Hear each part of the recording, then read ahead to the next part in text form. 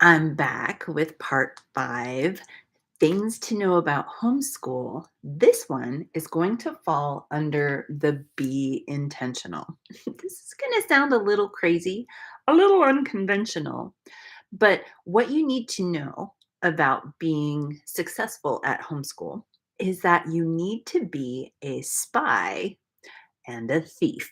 Now, if you're a good Christian mama like me, or you try to be, these are words that you might not um, put in your toolkit when you wake up in the morning and you say, "Hey, I really want to be a spy and I really want to be a thief." But let me explain. With homeschooling, after 25 years of homeschooling, and I know I don't look that old most days, but after 25 years of homeschooling, I can tell you that being a spy and a thief has been the it's kind of been the secret card, the ace in my back pocket. What I mean by that is you want to be a spy. You want to look around in your sphere of influence in your life, and you want to identify people that are rocking it in the homeschool world.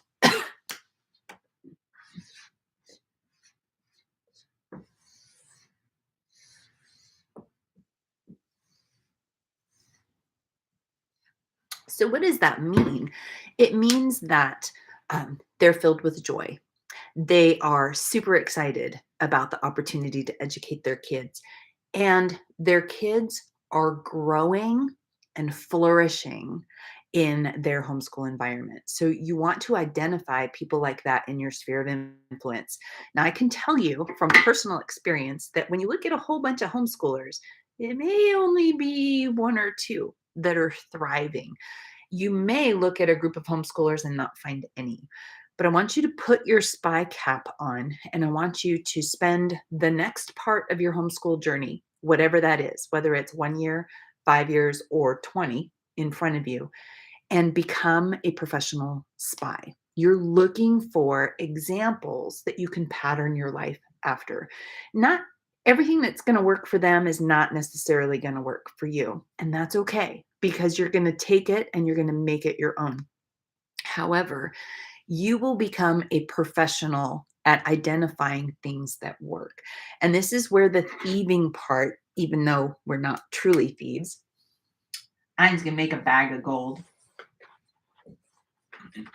This is where the thieving part, when you identify a homeschool mom, dad, family that's rocking it, and their kids are showing or doing something that's amazing, you want to adopt, steal their tips and tricks. Okay. So it's really that simple. After 25 years of homeschooling, I have a toolkit of what I call secret sauce. And I'm actually in the process of creating a whole secret sauce kit for homeschoolers at large. But these are not original ideas. These are ideas, these are activities, projects, and training techniques that I have spied over the 25 years of homeschooling. And then I have stolen and adopted and transformed and made them fit for my family. And I'm going to encourage you to do the same thing. You want to look around and find moms that are smiling. Like most of the time, not every day, not all the time, but do they enjoy being around their kids? Kids that respond respectfully to the parents and the adults in their lives, and that they treat siblings and others with kindness and compassion. Those kids that are climbing the trees and they're saying, look at this, look at that, this is so incredible. Kids that are excited to learn. If you stumble upon something when you're out in nature and you're out with your friends, and the kids are like, wow, look at this fungus. And then all the kids come together and they're super excited, and the mom or the dad's explaining all about the mycelium and all the fun stuff, and the kids are enthralled, right? You want to pay attention to that homeschool parent, not because they have everything right, but they have some secret sauce to share with you. One of the homeschool moms in my community happened to do the free lesson of my son's crocheting or stitching with Stephen class. My 16-year-old is a master crocheter. And he is a master crocheter because he's the youngest of 5. And when he was 3, 4, 5, he was driving his older brothers crazy during read aloud time, during quiet time.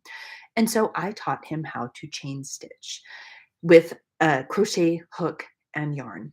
Well, over the next 10 years, he he kept on with it. He kept crocheting. And during the pandemic, when COVID closed down everything, he took his crocheting skills and he pulled up YouTube and he fell in love with those little creatures called amigurumi. I can't reach it. These little things that he created with amigurumis. Well, after he filled, I don't know, 2 huge bins with crochet projects, I encouraged him to create a class. So he recorded a class called Stitching with Stephen, and he shows people how to do everything from casting on the yarn to creating a chain stitch and then ultimately creating these cute little whales. Well, one of the homeschool moms in my community had not crocheted before. And so she followed the free lesson of how to do a chain stitch along with Stephen. And over the course of a couple days, learned how to do the chain stitch, mastered it, but didn't really say anything to her daughter. And lo and behold, over time, her daughter got closer and closer and closer, and then eventually leaned over her shoulder and now is super excited to learn how to crochet. That's secret sauce. That's spying something that works. Notice when I go like this, my hand doesn't go where I think it's going to go. We spy something that works and then we adopt it. So, what does that mean? As a homeschool mom, you might see someone that models an attitude of learning to her children. And she doesn't make a big deal. It's not an academic lesson. It's not a to-do list or an item on a to-do list, but it's something that she does with excitement and enthusiasm. She does it in plain sight so that her kids can see it. And then her kids draw close and try it as well. And then when they like it, or if they like it, then they dive in deeper and they learn together. I'm going to encourage you in your homeschool journey to watch for homeschool moms or dads or families that are rocking it. And it's going to be different for everybody. It may be the homeschool family that allows their son or daughter to play the guitar for an hour, 2, 3, or 4 a day. And then over the course of 10 years becomes a master guitarist. It may be just what you need to kind of give yourself permission to let your child lean into something that they're super excited about. It may be another family that goes on weekly adventure hikes. Have you ever heard of geocaching? So maybe you have a family that you see goes on these grand adventures where they're geocaching, looking for some hidden object according to some geographic points, and they're exploring together, they're discovering together. And then depending on what's in the cache, then they do extra research possibly about the things that they find or the location that they're at. And you look at that and you say, wow, I don't need to adventure every single day, but maybe once a month I can take my family out on an adventure. Over the course of your homeschool journey, after 5, 10, 15, 20 years, your kids are going to look back and they're going to have favorite experiences. They're going to have favorite things that they've learned. You're going to have favorite experiences and things that you learned. And I can almost guarantee that your favorite, bestest things can be the things that you gleaned from others that have gone before you. Homeschooling is so much more than teaching kids to read and write. Oh, that's so important. But it's also character building and attitude shaping. It's heart molding. It's skill developing. It's exploration. It's relationships. It's fun to learn alongside with your kids and to bring them with you on the journey. So don't forget to be intentional. That's what that part says. Don't forget to be intentional. Look for people that know, well, nobody really knows everything. Look for people that are succeeding in a piece of the homeschool journey and then see what you can glean and adopt. You'll have to pivot and change it just a little bit to fit your family, your personality, or your kids. give it a try, and then if it works, continue and carry that with you on your homeschool journey.